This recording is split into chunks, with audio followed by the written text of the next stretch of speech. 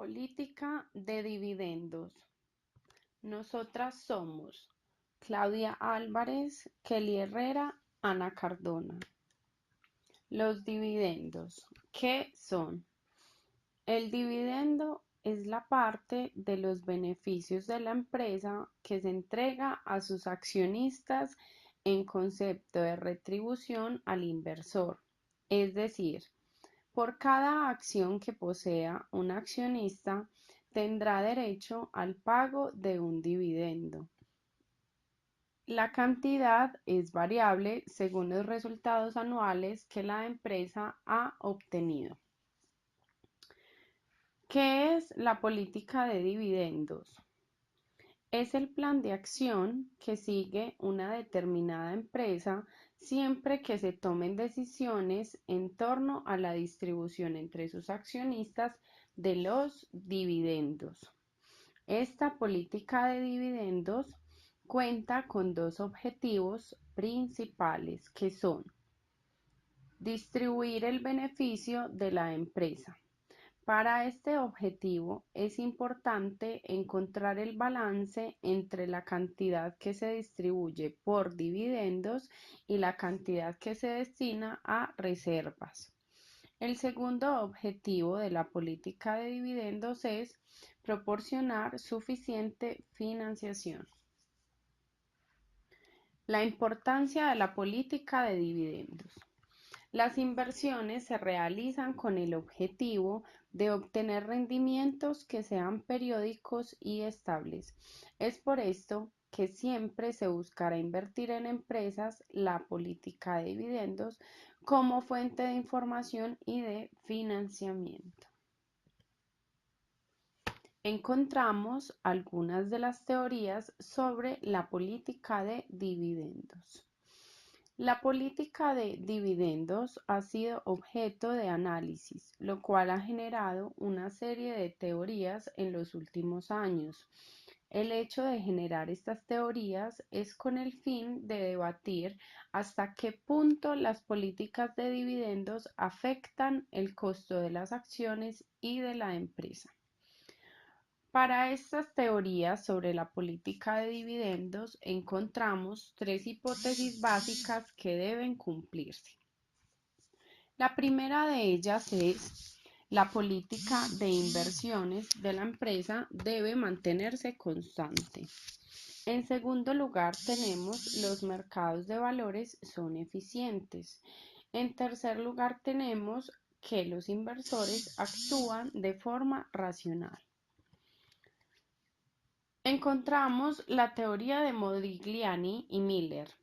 Esta teoría propone dos aspectos importantes. El primero de ellos es que la irrelevancia de la política de dividendos demostraron que si la empresa pagaba unos dividendos mayores, debería emitir un mayor número de acciones nuevas para hacer frente a dicho pago, siendo el valor de la parte de la empresa entregada a los nuevos accionistas idéntico al de los dividendos pagados a los accionistas antiguos.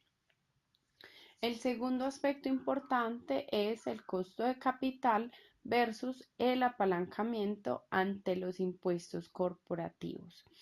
Esta proposición de Modigliani y Miller afirma que el costo de capital contable aumenta con un mayor grado de apalancamiento financiero, porque los accionistas se encuentran expuestos a una mayor cantidad de riesgo o a un riesgo más alto. Encontramos también la teoría de los dividendos residuales.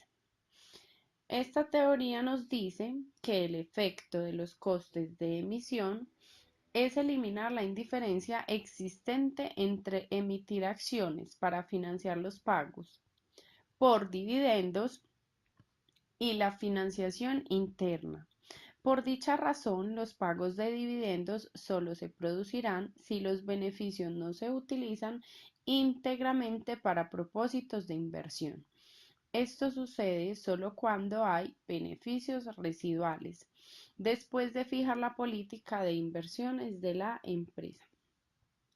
Para esta teoría de los dividendos residuales encontramos cuatro factores que deben tenerse en cuenta. El primero de ellos es mantener constante el ratio de endeudamiento para los proyectos de inversión futuros. Aceptar un proyecto de inversión solo si su valor actual neto es positivo. El tercer aspecto es financiar la parte del desembolso de los nuevos proyectos procedente de las acciones ordinarias, primeramente utilizando financiación interna. Y por último tenemos que si la financiación interna no se ha aplicado correctamente o hace falta, esta se distribuirá vía dividendos. Encontramos también la política de los dividendos regulares. Esta política establece que los dividendos a pagos fijos deben hacerse por periodo, es decir, sin importar la situación que guarde la sociedad, ésta deberá pagar los dividendos de acuerdo a lo establecido. De igual forma, proporciona a los accionistas información positiva gracias al pago periódico de los dividendos. Otro de los beneficios que ofrece esta política de dividendos regulares es que reduce al mínimo toda incertidumbre que pueda tener el inversionista respecto a su inversión. Una vez incrementadas las utilidades por parte de la empresa, se verá incrementado el porcentaje del dividendo, lo que a su vez beneficiará al accionista. Encontramos también la política de dividendos según una razón de pagos constantes. Se pueden decretar los porcentajes de dividendos de acuerdo a la consideración del Consejo.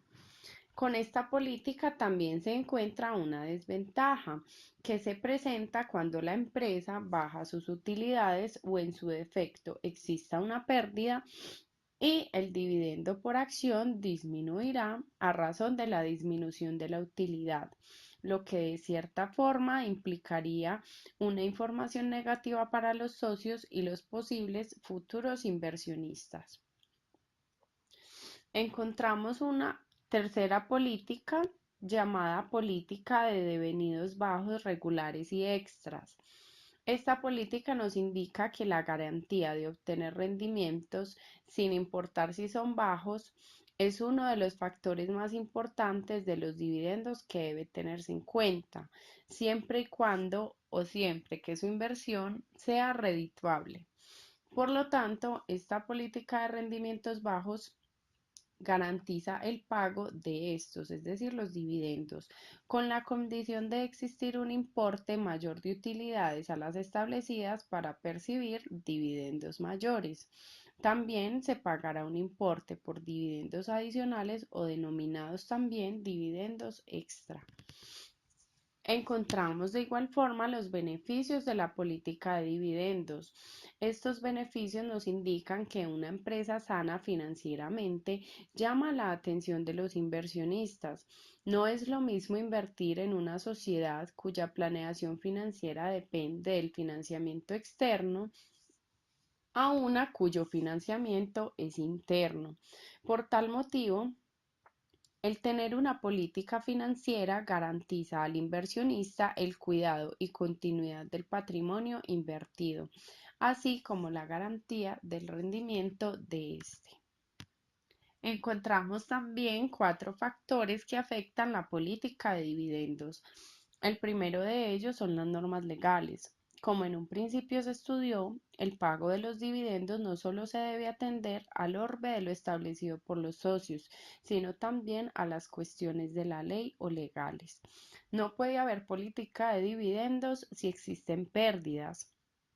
Asimismo, no se pueden decretar dividendos si los estados financieros no han sido aprobados por la Asamblea General de Accionistas. El segundo factor que afecta la política de dividendos es financiero. La gran mayoría de las sociedades operan con financiamiento externo, lo que implica compromisos de pagos constantes o de obligaciones financieras.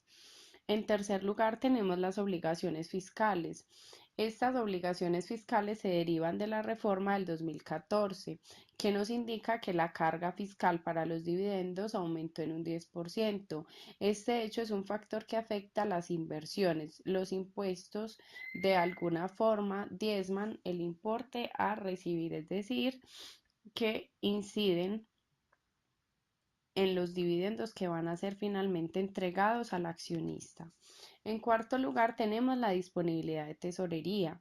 Este factor afecta la decisión del reparto de dividendos a pesar de que la empresa funciona correctamente, pues aunque la empresa haya generado reservas en ejercicios anteriores, estas normalmente están empleadas en los bienes de producción y por lo tanto no están en forma líquida.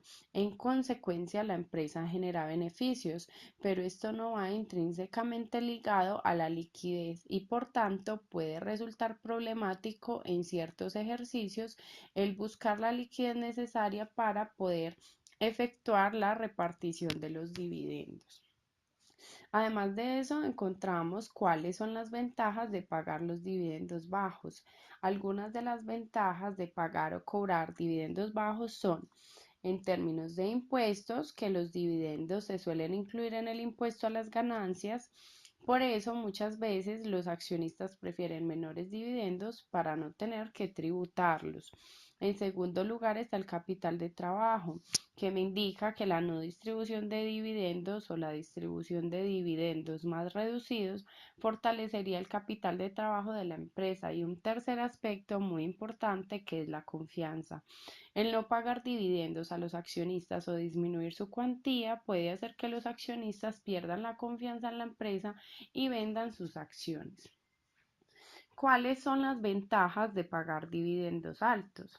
Los accionistas muchas veces prefieren empresas que reparten dividendos mayores porque prefieren obtener mayores ingresos en el presente y así reducir el nivel de incertidumbre. Los accionistas evalúan el desempeño de la empresa mediante los dividendos, es por ello que prefieren que sean altos. Posteriormente, entonces, encontramos un análisis que nos indica que en primera instancia la empresa se inclinaría por la no distribución de dividendos, ya que fortalecería su capital de trabajo. En segundo lugar, el no pagar dividendos a los accionistas puede redundar en que estos pierdan su confianza en la empresa y retiren sus inversiones, finalmente perjudicando la solidez de la empresa que en un principio se pretendía proteger. Al tomar la decisión de no pagar dividendos, esta puede ser muy recomendable en la medida en que estos recursos no distribuidos puedan ser utilizados en el pago de pasivos de alto costo financiero, que a su vez liberarían capital de trabajo y en segundo lugar, los recursos no pagados pueden ser invertidos en proyectos productivos que aseguren el posicionamiento en el mercado de la empresa. Lo anterior compensaría el riesgo de que los inversionistas puedan retirar la confianza en la empresa o en su inversión. En el caso de pagar los dividendos, que es algo que se debe hacer tarde o temprano, lo más conveniente para la empresa es asumir una política de razón constante de pago de dividendos, es decir, de un porcentaje de las utilidades, ya que esto siempre garantizará al inversionista un flujo de ingresos y a la empresa al tener unos recursos que mejorarán su situación financiera. Muchas gracias.